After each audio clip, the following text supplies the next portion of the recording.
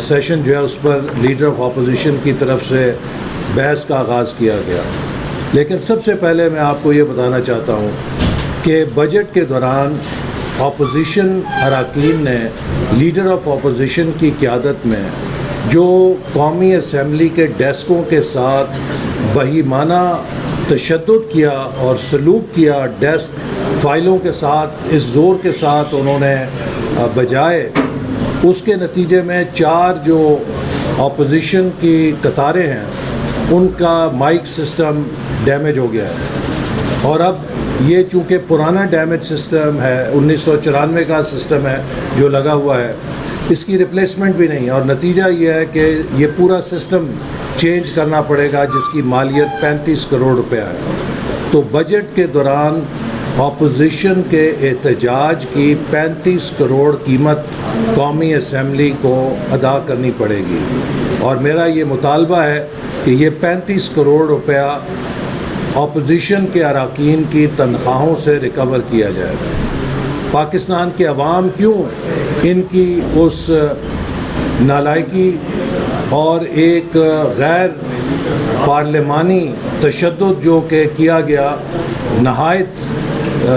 بہیمانہ طریقے سے، اس کی قیمت ایک ٹیکس پیئر کیوں ادا کرے؟ تو یہ ان کی حالت ہے. اور آج جو تقریریں اپوزیشن والے کر رہے ہیں وہ وزیر اعظم کی چیئر کی مرہون منت ہیں، چونکہ وزیر اعظم کے مائک سسٹم سے مستعار لے کر آج اپوزیشن کو آواز دی گئی ہے کہ وہ ایک ڈیسک سے کھڑے ہو کے اپنی تقاریر کر سکیں. آج لیڈر آف اپوزیشن نے جو باتیں کیں وہ کچھ ایسی ہیں کہ ان کا جواب دینا بنتا ہے. آج انہوں نے یہ کہا کہ ان کا لیڈر پاکستان کا سب سے بہادر اور غیرت مند لیڈر ہے، اور شاید آج اگر پاکستان میں وہ ہوتا تو پاکستان پتہ نہیں آسمان کو چھو رہا ہوتا. میں لیڈر آف اپوزیشن کو یاد کرانا چاہتا ہوں کہ جب 2019 میں بھارت نے پاکستان کے خلاف جارحیت کی تھی تو ان کے اسی غیرت مند لیڈر نے قومی اسمبلی کے اندر کھڑے ہو کر کہا تھا کہ میں پھر کیا کروں، کیا میں بھارت پہ حملہ کر دوں؟ یعنی کہ ایک سوالیہ انداز میں اس نے اپنی بے بسی کا ایسے ذکر کیا کہ دنیا میں اس سے پاکستان کی انتہائی سبکی ہوئی